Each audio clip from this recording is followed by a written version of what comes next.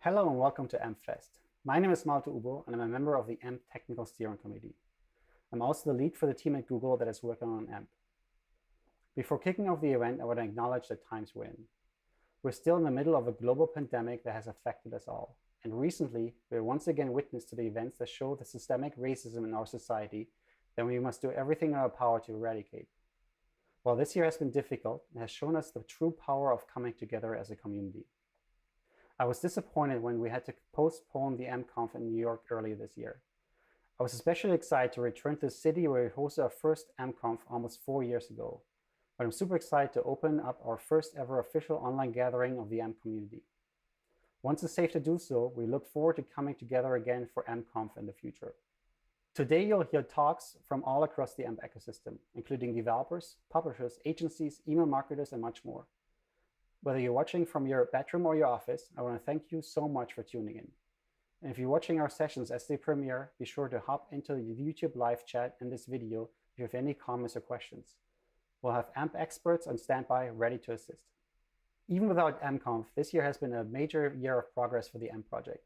Back in June, AMP officially graduated from the OpenJS Foundation Incubation Program to become an OpenJS growth project. I'd like to welcome Robin Ginn, Executive Director of the OpenJS Foundation, to say a few words about this exciting development. Thanks, Malte. And hey, friends, it's really great to join you all at the first ever AMP Fest. I'm Robin Ginn, the Executive Director of the OpenJS Foundation. And as Malte mentioned, the AMP project recently graduated from the OpenJS Foundation Incubation Program to become a growth project. And we're just really excited to welcome the AMP community into the OpenJS family. Really, these communities to share so many of the same values.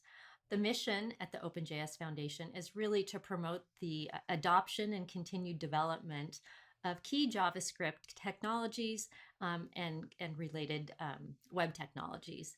And AMP joins many other cool open source projects. We have over 32 today. And we really know that by working together in an independent and a neutral foundation, we can really just ensure the continued growth of these important technologies.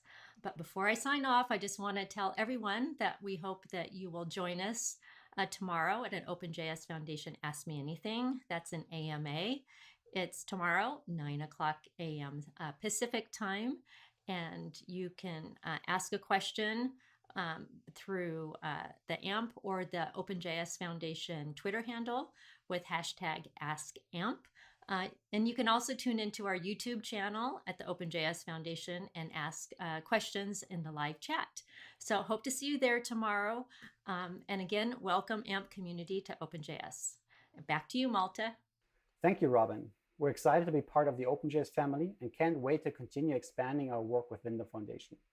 We are also thrilled to welcome a new member to the AMP Technical Steering Committee, Kassiana, a Senior Product Manager at Axios. She led the development of Axios' AMP First website, which launched in February. Welcome, Kassiana. I also have another exciting announcement about AMP's continued role in supporting web interoperability. The AMP project has already been working closely with Igalia to help advance predictability and interoperability among browsers. We are announcing a pledge to match up to $10,000 of donations to Igalia's Open Prioritization Initiative, which seeks to fund work on new feature implementations across various web browsers. You can learn more on Igalia's website or by checking out our announcement on the AMP blog. We love doing this work to improve the platform, and we're happy to be able to collaborate in ways that contribute to bettering the web commons for all of us. 2020 has been a year of major change for AMP. You may have seen Google Search announce an upcoming search ranking change this summer that incorporates new page experience metrics. These metrics include the Chrome team's core web vitals, along with a few other signals that paint a holistic picture of a user's experience on a page. As part of this update, Google also announced it will incorporate the page experience metrics into ranking criteria for the top stories feature in search on mobile and remove the AMP requirement from top stories eligibility. In many ways, these changes are the result of a combination of 5 years of learnings from working on AMP. We know much of the AMP community has questions as to what this means for the future of AMP. As you'll see across all of the talks today, the future of AMP is brighter than ever. I'd now like to invite my colleague Joey Rozier to share more on how the AMP team is working towards making AMP the well-led path to creating and maintaining great page experiences on the web. Thanks, Malte. Hello, everyone. My name is Joey Rozier, and I am the Operating Director of the AMP Technical Steering Committee. With the recent page experience announcements from Google, one of the number one questions we've gotten from the AMP community was how exactly AMP was performing against core web vitals and page experience metrics. Today, I'm happy to share some data that shows how AMP already puts you on the path to achieving a great page experience. As you can see here, 60% of AMP domains pass core web vitals metrics. That's compared to only 12% of non-AMP domains that pass core web vitals metrics.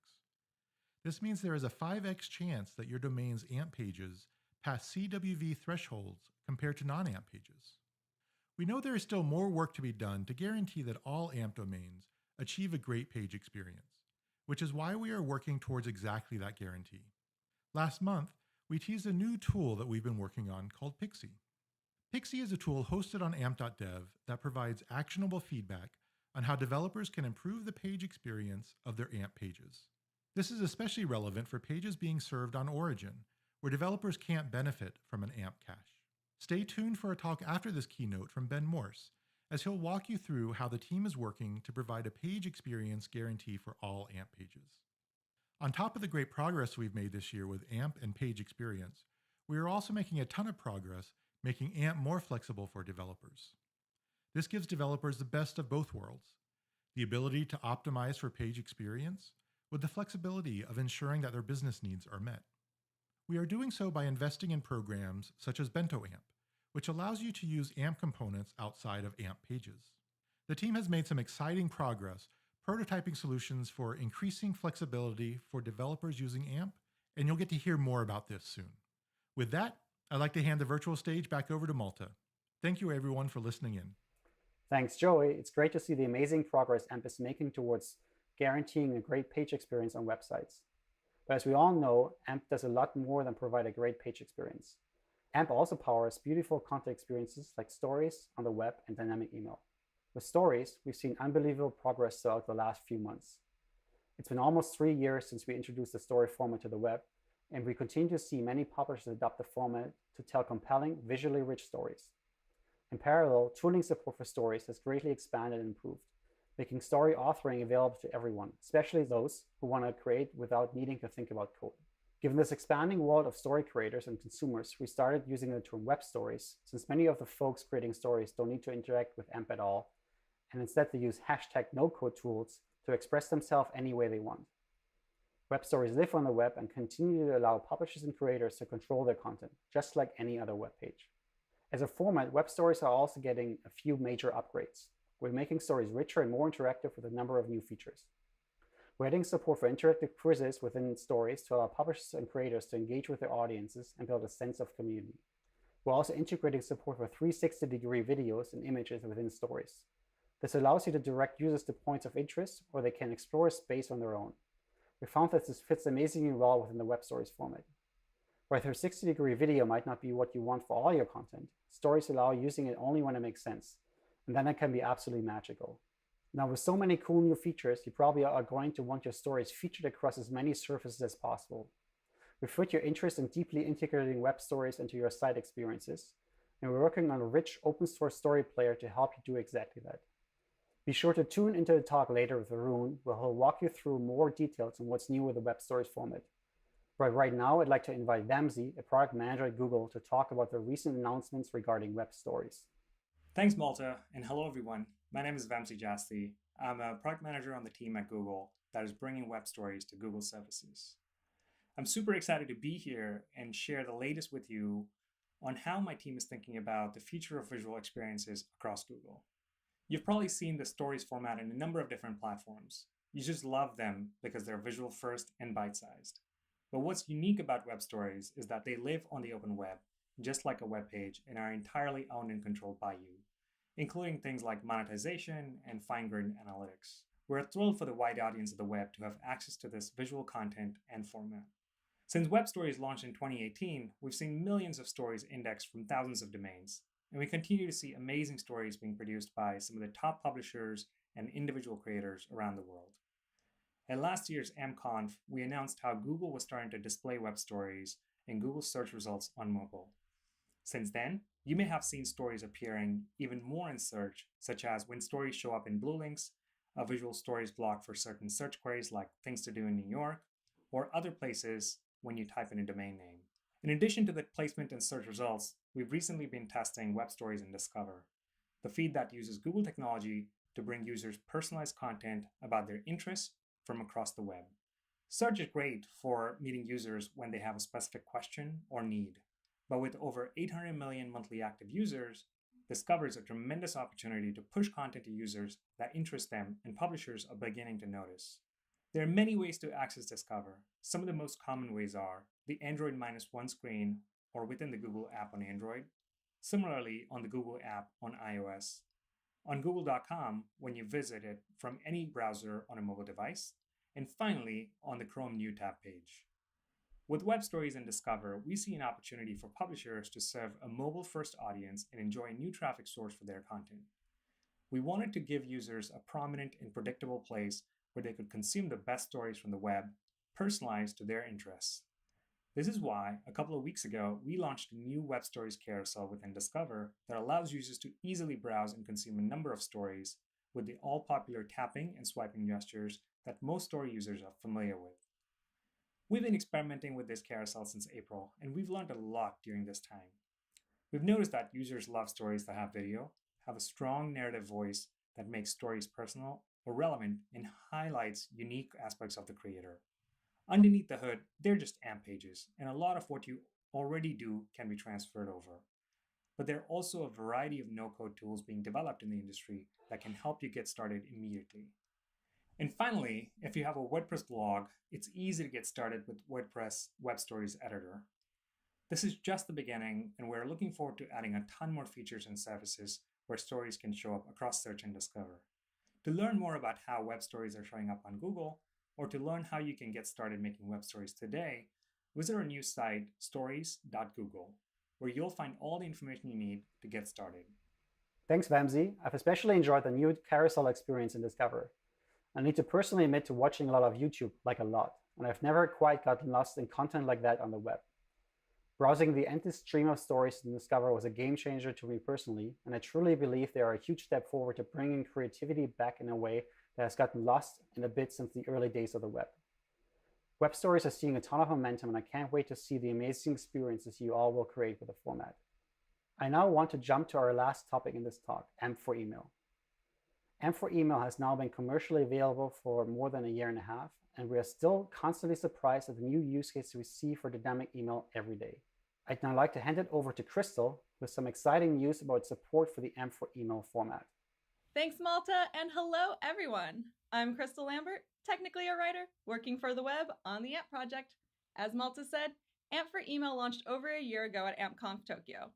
At the time, AMP for Email was only supported by Gmail and Mail.ru, but I'm excited to announce that Yahoo and AOL Mail have added their support for AMP for Email. But that's not all. Salesforce will launch support to send AMP-powered emails within their Marketing Cloud early next year. You'll get to hear all about it from John later, but we are so thrilled to help bring dynamic email to millions of new users. The types of experiences our supporters bring to their customers has absolutely inspired and delighted us. We've seen a ton of success in audience engagement from businesses building interactive email experiences. A consumer credit company based out of Italy called Fine Domestic used AMP to create an in-email calculator. Users were able to get their financing rate directly in their inboxes. This boosted their email click rate by 133%. The e-commerce platform Equin, which services over 1 million small businesses around the world, used AMP to create a follow-up function. Merchants on their platform sent this email experience to customers who left items in their carts. After they started sending dynamic emails, Equin merchants saw up to an 82% boost in sales. Be sure to check out the Sender Success with AMP for Email talk if you want to hear more awesome stories about how businesses are saving time, cutting costs, and creating marketing their customers like with AMP for Email. With that, I'd like to thank all of you so much for listening, and I'll send it back over to Malta. Thanks, Crystal. It's great to see support for AMP for Email expanding to new email clients. As a technology, email has barely evolved since it was first introduced.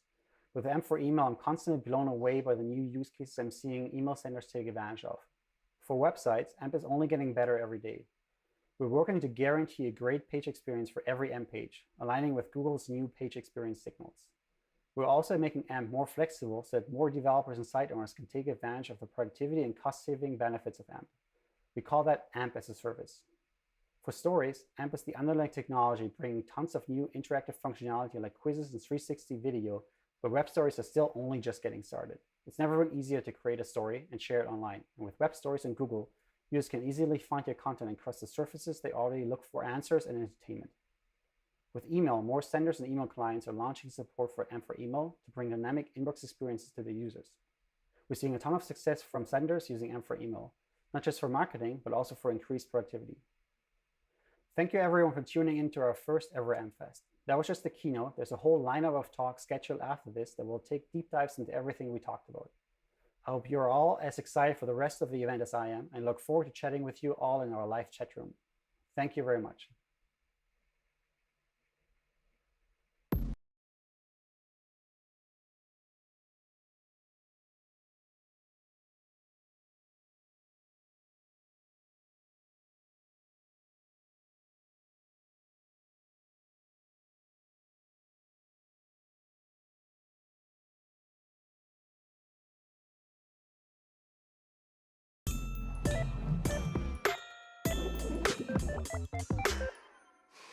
Hello, my name is Ben Morse. I'm a developer advocate for the AMP project. My job is to help make it easier to make great websites for everyone. Today, let's talk about how AMP can guide you down the road to a great page experience. We'll talk about using AMP in a way people don't always consider to make better web pages for users. Shocking, right? But people often say they use AMP to get better SEO. Now, Google Search has announced they're in the process of making 2 changes that will change this conversation. First, although AMP is not a ranking factor in Google Search, soon something called page experience will be. Second, right now the top stories carousel is reserved for valid AMP pages, but soon the AMP requirement will be removed. Instead, the top stories carousel will be open to any page, but page experience will be a ranking factor. So, what is this page experience thing? Let's talk about that. But before we do, I want to just note that over in AMP land, we're pretty excited about these upcoming changes in Google Search, because AMP was created to make it easier for everyone to make fast, stable sites for all users. Finally, AMP will be just that, a nice option to make great web pages. AMP was made to create excellent user experiences. Page experience is a set of criteria that measure great user experiences. That's why we think AMP is a fine way to start you down the road to page experience. Let's see why. When we say page experience, what do we mean? At the center of page experience is a concept called Core Web Vitals. Core Web Vitals is simply 3 metrics measured from real-world user data drawn from the Chrome User Experience Report. There's largest contentful paint to measure how quickly content appears on the screen. There is first input delay for the time between when elements display and when they're ready for user interactions. Finally, there's cumulative layout shift, which measures how much page elements move around during page load, potentially distracting the user. Let's look at each of these in detail. First, largest contentful paint. This is a new and straightforward way of measuring page speed, how long it takes for content to load and display. Of course, there's lots of ways to measure speed. First, contentful paint is a popular metric, and largest contentful paint builds on its success. Speed index is a personal favorite, but it's pretty hard to explain. LCP is simple. How long does the largest element in the viewport take to appear? This element could be a hero image, a block of text, or something else. It's when users will perceive that a large and meaningful part of the page has appeared. Ideally, this will appear within 2.5 seconds. Then there's first input delay, which measures how long a page takes to become responsive. It's not related to load time. It's the time between when a user first interacts with the page and when the browser responds. This reaction time can be slowed by long JavaScript tasks. And yet, you don't want your user to tap your menu button and then wait for it to open. First input delay should be less than 100 milliseconds. Finally, cumulative layout shift. This metric is newer. It's annoying when you're loading up a web page and you start reading something and then suddenly that thing moves to make room for an image that's just loaded. Or even worse, a video ad. CLS measures how much elements move as the page displays. It multiplies the size of each element that moves with how far it moves, and it adds that up. Below 0.1 is considered good. To meet a Core Web Vitals goal, you want to pass it for at least 75% of your page loads. For more details about each metric and the science behind them, visit web.dev. There's a link for each on your screen. Remember, if you're a news publisher, page experience will be a ranking factor in the top stories carousel. More importantly, though, a recent study showed that when a site meets Core Web Vitals goals, users are 24% less likely to abandon page loads. So, how does the web do in these metrics? How do AMP web pages fare? To find out, we checked the Chrome User Experience Report, and at the time I'm giving this talk, 12% of non-AMP domains passed Core Web Vitals. For AMP domains, the figure was 60%. So AMP domains were 5 times more likely to pass than non-AMP. Why does AMP fare so much better? Well, just think about each metric. For largest contentful paint, valid AMP pages are built to have less JavaScript and less CSS. This helps content load quickly. For CSS, AMP enforces a 75K limit. For JavaScript, you'll have the AMP runtime, a small file for each component, and sometimes a little custom JavaScript, all loaded asynchronously. Plus, AMP caches are quick, and they preload and pre-render content when possible. Soon we'll discuss how you can do much of what AMP caches do on your own server. For first input delay, well, less JavaScript means very little time between elements displaying and becoming interactive. It also helps that all JavaScript is loaded asynchronously. AMP can lazy load elements below the fold, so things you can't see yet won't delay things you can. And finally, AMP implements process chunking, so long tasks get split up and don't lock up your page. For cumulative layout shift, AMP's layout system involves declaring the size of every element in advance, so that when things load, they just pop into their spaces without making their neighbors move. Plus, AMP tends to require a user interaction before you can change what's on the page. So of course you can meet Core Web Vitals thresholds without using AMP, but AMP can make it much easier. Okay, now that we've defined Core Web Vitals, we can define page experience. Page experience is simply Core Web Vitals plus a set of existing Google search signals. Let's go through those. Safe browsing. Google search defines this as a site that doesn't contain malicious or deceptive content, like malware. With valid AMP, it's easy to notice if someone hacks your server and injects JavaScript onto your pages, since that would break validation. Mobile friendliness. Making a responsive site that's natural on mobile devices always takes some work, but AMP is here to help. Every AMP component is responsive, and AMP's layout system helps you make any element responsive. HTTPS. AMP can't buy you an SSL certificate, but valid AMP does require HTTPS for just about everything. Again, AMP offers to guide you along the path. Intrusive interstitials. AMP strongly encourages you not to block your content with pop-ups or full-page takeovers, and it disallows intrusive ads. AMP is trying to help. I said before that 60% of AMP domains pass Core Web Vitals. So what about the other 40%? What if you're using AMP and you aren't passing? The metric where AMP pages most commonly have trouble is largest contentful paint. Fundamentally, how quickly your page loads and displays content. Since AMP caches already do a lot to speed up web pages, we'll focus primarily on what you can do to improve speed on your origin. If your AMP page isn't fast enough, what do? First, as with any web page, you want to make sure you optimize your images, CSS, and JavaScript. Here's how. Just like any web page, AMP pages can suffer from too many large images. Compressing images and making sure images are sized appropriately for each device is as important as ever. Google's AMP cache will optimize your images when possible, but you can make them smaller yourself. Try a tool like squoosh.app. On your own server, you can always install page speed modules, which will perform the same image optimizations as Google's AMP cache. If your page is valid AMP, you're already following guidelines that ensure you have less CSS and less JavaScript than most web pages. Even though the JavaScript most AMP components use is pretty tiny, you can minimize that by making sure you don't use too many AMP components on a given page, or load up JavaScripts for components you're not using. Google Chrome's code coverage tool shows that most pages use little of their CSS. Use this to find unused CSS and eliminate it. And try to include on each page only the CSS that page uses, instead of using the same CSS bundle site-wide. Of course, you should also be minifying your CSS. There's a lot more you can do. You can add a service worker. You should optimize your fonts. Check the link on your screen for a detailed guide. But let's focus now on what you can do specifically for AMP pages. This tool is indispensable for speeding up AMP pages on your origin, the AMP optimizer. It performs some of the same transformations as an AMP cache, and it adds a few of its own.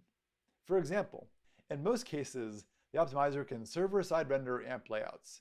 By server-side render, I mean it will calculate AMP layouts like responsive or fixed height, apply the proper classes and inline styles, and serve that with your HTML. Why does that matter? Well, AMP comes with boilerplate CSS that hides your page until the AMP runtime loads and does this work. If it's all done server-side instead, the boilerplate can be removed, letting your content be shown immediately. Here's how that looks for a sample image. The optimizer calculates its layout, then it decorates the AMP image tag with the appropriate classes and the AMP sizer tag. Generally, we want to let AMP decide when to load images. But when your page has a hero image, a substantial image above the fold, we want to show that as soon as possible. Not only is this good for the user, but it directly speeds up largest contentful paint time. The AMP optimizer detects this hero image on your page, or you can use the data hero attribute to specify it explicitly. Then, if possible, the optimizer will not only calculate the layout and decorate the AMP image tag, it will also add an image tag as a child of the AMP image, so the browser can load the hero image before the AMP runtime even starts up. To make the image load even sooner, it adds a link rel equals preload tag to ask the browser to preload the image. The AMP optimizer can also minify your HTML and CSS and do so much more. It can make your site load twice as fast on your origin. If you're serving AMP pages from your own domain, you need to try this. Finally, I'm excited to introduce to you a new tool called Pixie, the AMP Page Experience Guide. Give Pixie the URL of your AMP web page and it will test it against page experience criteria, give you results, and tell you how you can improve your scores. Here's how it works. Pixie sends your URL to the Page Speed Insights API to test Core Web Vitals. It runs the Search Console API to check mobile friendliness, and it runs the Safe Browsing API to make sure your URL hasn't gotten on Google's list of unsafe web pages, to ensure you haven't been hacked. Then you can check your performance on Core Web Vitals, field data from the Chrome User Experience Report, and lab data from tests just done. You see the results for other page experience criteria, and then you get suggestions for how you can improve. Are you using an AMP optimizer? Are you preloading the AMP runtime? Are you server-side rendering and preloading your hero image? That's Pixie. Give it a try. In this new and flexible world of AMP, there are a few ways that AMP can help guide you down the road to page experience. First, when you can, make valid AMP pages. AMP will make sure you stay on the page experience track. Besides, valid AMP pages still get found and served by AMP caches like Google's, which gives you a speed boost that's hard to match. For simpler pages, or for pages users get to from search, this approach is highly recommended. Or maybe you want to mostly build your site with AMP, but you can't follow all its rules. Maybe you just need the extra bit of JavaScript or that analytics package that doesn't support AMP. Well, that's fine too. Create invalid AMP pages. Your page won't get into AMP caches, but AMP can still help you meet your page experience and Core Web Vitals goals. Or maybe you've already got non-AMP web pages. You're having trouble meeting Web Vitals thresholds, but you don't want to adopt a new framework. In that case, you'll like Bento AMP. What's Bento AMP? The team is rewriting each AMP component so it can work without the AMP runtime. Soon, you'll be able to use any AMP component on non-AMP web pages. So you can try AMP in your existing pages, gradually replacing slower, heavier JavaScript with lightweight AMP components. What if you're using WordPress? The official AMP WordPress plugin smooths the way toward converting your WordPress site or certain pages on your site to AMP. That's it. If you're already using AMP, I hope I've given you some ways to help you pass Core Web Vitals and page experience criteria. If you're not using AMP, I hope you've now got a way to gently let AMP into your life, so AMP can guide you and your users down the road to page experience. Thanks a lot.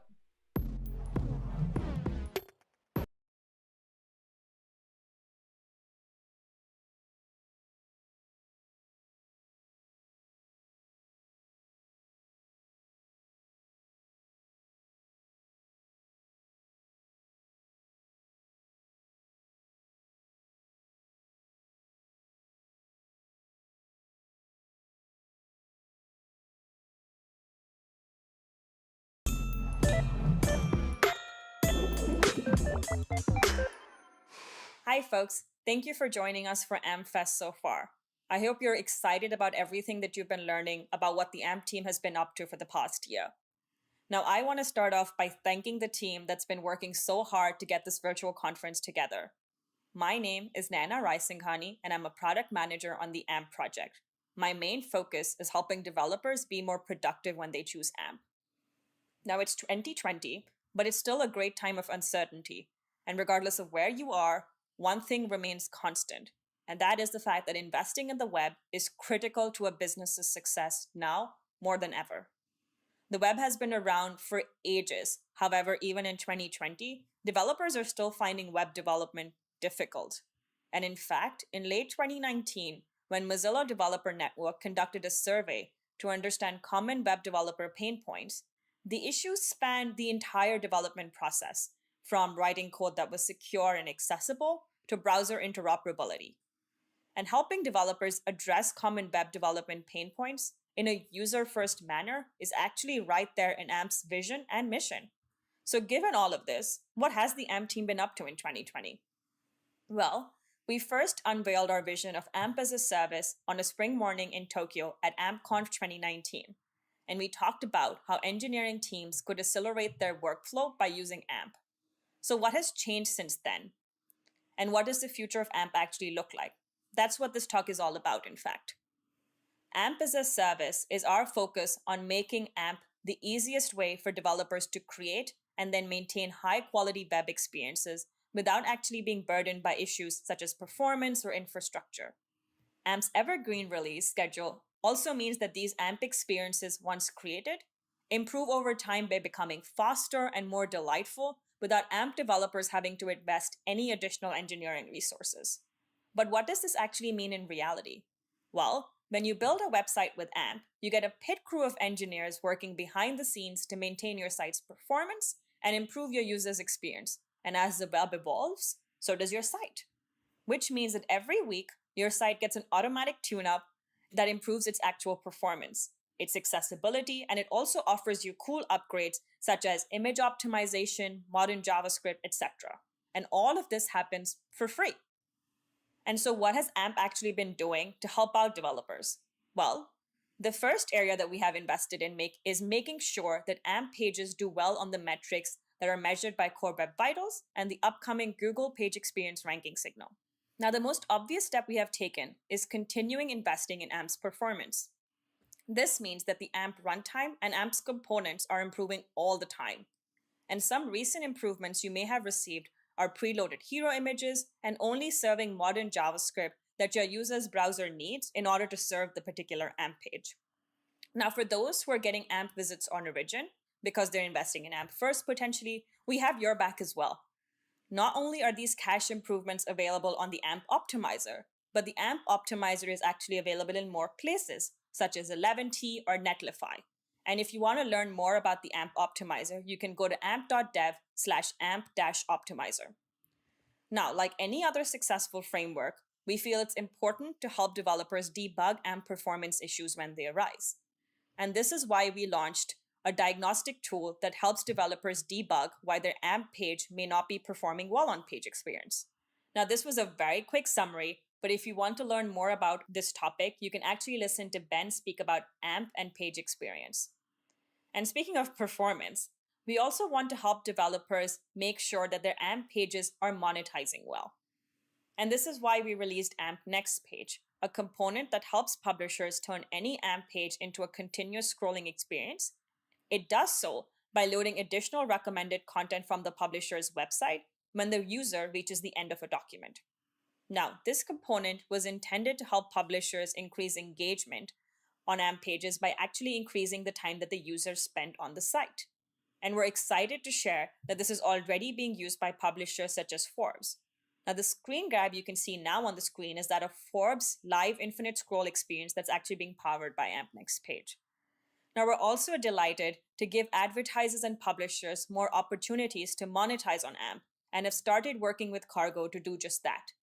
Cargo is a mobile-first advertising company that creates innovative campaigns for over 200 of the world's best-known brands. Now, we've started this relationship by actually adding support for Cargo's Sidekick unit, which you can actually see on the screen right now. Now, this partnership gives advertisers the ability to use Cargo's unique ad units on all of AMP's inventory. And this partnership is actually in response to requests from advertisers and publishers who actually wanted to increase media buying opportunities and creative ad executions on AMP. And speaking of units, let's actually talk about AMP components. Now, when a developer uses an AMP component, they're guaranteed that the components are written with users in mind. They're using components that are grounded in user research and that are tested for accessibility to make sure that all users are having a great experience. And to learn more about accessibility, you can actually watch Caroline's talk about accessibility in AMP. Now, one of the most onerous tasks in the software development cycle is actually maintaining infrastructure. A recurring request that we've received from developer teams has been to have an AMP release channel with longer intervals, which allows for a longer QA cycle. The long-term stable, or the LTS release channel, actually solves for this problem by only being released monthly. Now, we also received feedback that the 50 KB CSS limit that AMP enforced was way too small. And the intention of the CSS limit was to actually promote CSS hygiene, but we got feedback that the limit was still too tight. And so we worked with the AMP community to understand what a reasonable CSS limit could look like. And after working with plugin developers, news publishers, e-commerce site creators, etc., we realized that the most interactive experiences could actually fit in within 75 kilobytes of CSS. So that's what we made the new CSS limit. But we also want to provide developers with the tools to easily meet the CSS limit, and that's something that we've now started working on. But the optimizer can already help you here by doing things like removing white space. Now, using AMP also means that you get an infrastructure team for free, one whose job it is to make sure that your pages are actually performing well across all browsers with large market shares. Now, these are all just some immediate term improvements that the AMP team has made or is actually considering. And with that, thank you for joining me to learn about what our focus is in 2020 and beyond, the AMP as a Service program. Our focus on making sure that AMP is the easiest way for developers to create and then maintain high-quality web experiences. And now more than ever, we want developers to know that we really got their back. And that's why we're investing our time to make them more productive and make them more efficient. Now, this is just how the AMP team has been thinking about 2020. We have a lot more in store for you for 2021 and beyond. And to hear me speak about that, please watch the What's Next in AMP video. Now, let us know if you have any questions. I am NanaR92 on Twitter if you want to chat. And our GitHub project is always open to those looking to leave some feedback. With that, I hope you enjoy the rest of the content that we have prepared for you. Remember to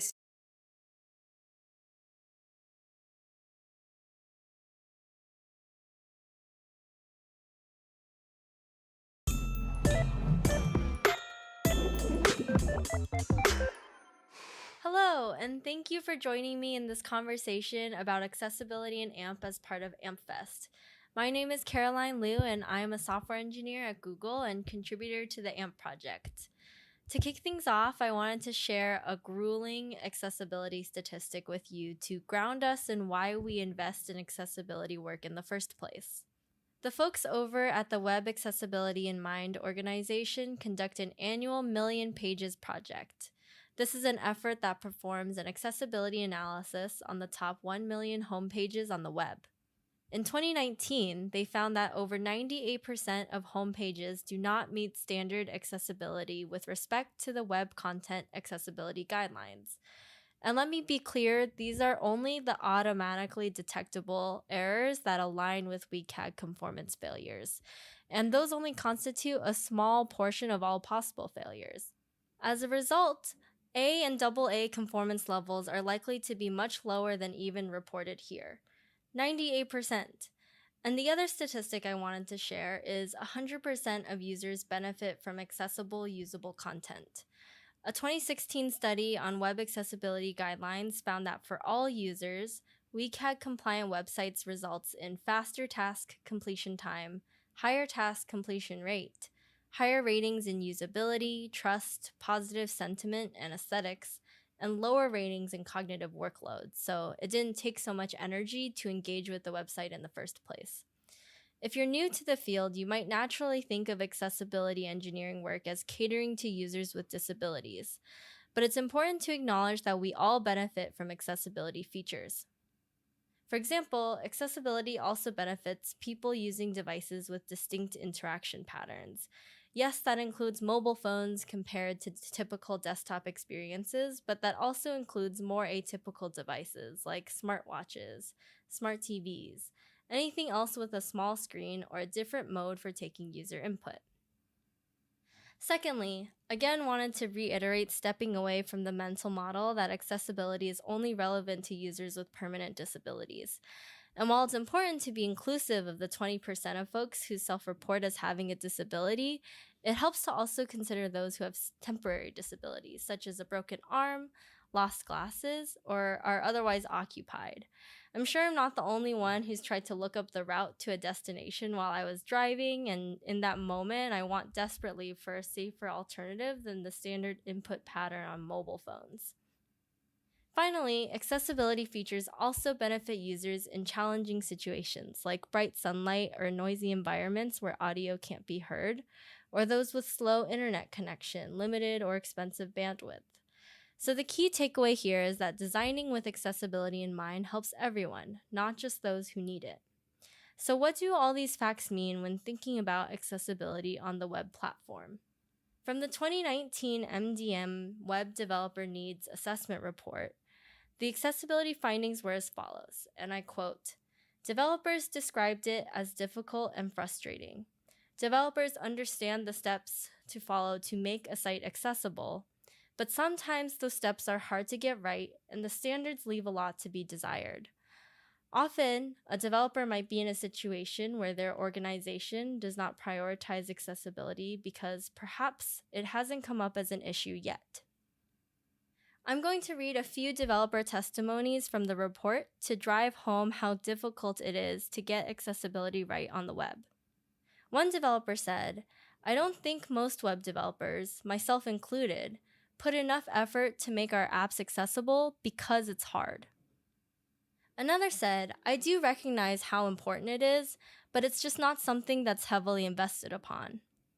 And this last one, "The level of frustration that accessibility generates is greater than its level of importance, and it is important." These developer pain points are what the AMP as a Service initiative is talking about. Accessibility is hard, developers don't or can't invest as much as they should or want to, and AMP is uniquely positioned to take this burden off of them. This is why we here at the AMP project believe AMP should empower you to build accessible pages by default.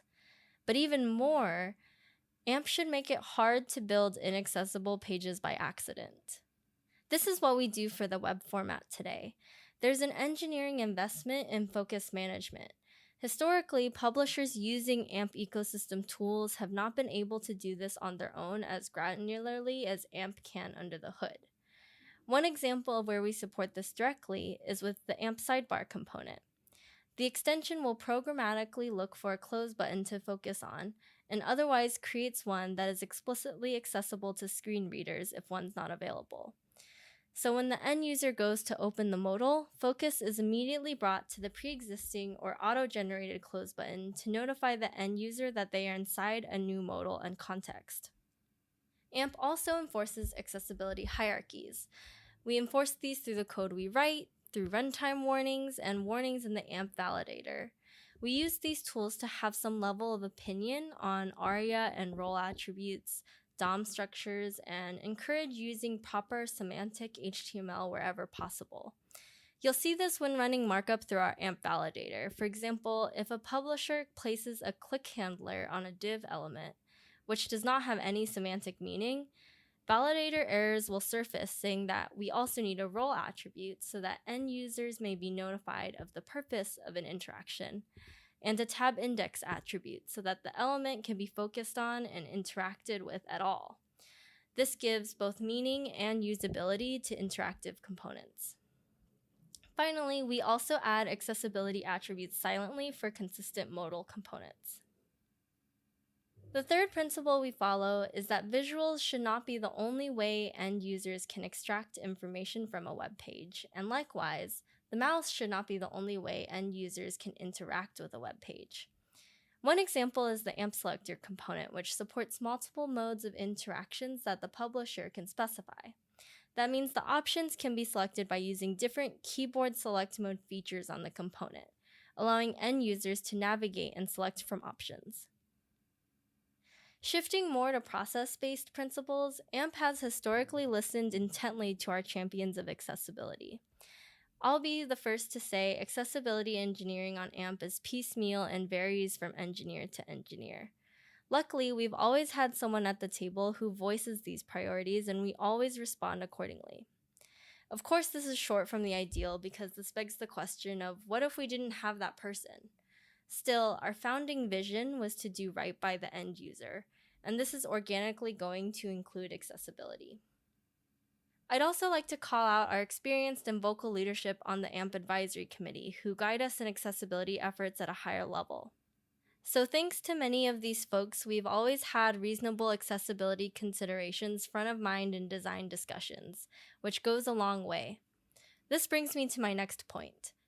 We require accessibility in the process. To share a quick anecdote, when I first joined the team, I was designing and building a new AMP autocomplete component for our library. I'll be honest, up to this point, I had never worked on web accessibility features before. I had never even used a screen reader before. But as part of our component launch process, we required an accessibility audit on the new feature. Now, this isn't just a checkbox, it was actually quite involved. I documented critical primary and secondary user flows and high-level steps to accomplish them. For example, one of the most critical pieces for an autocomplete user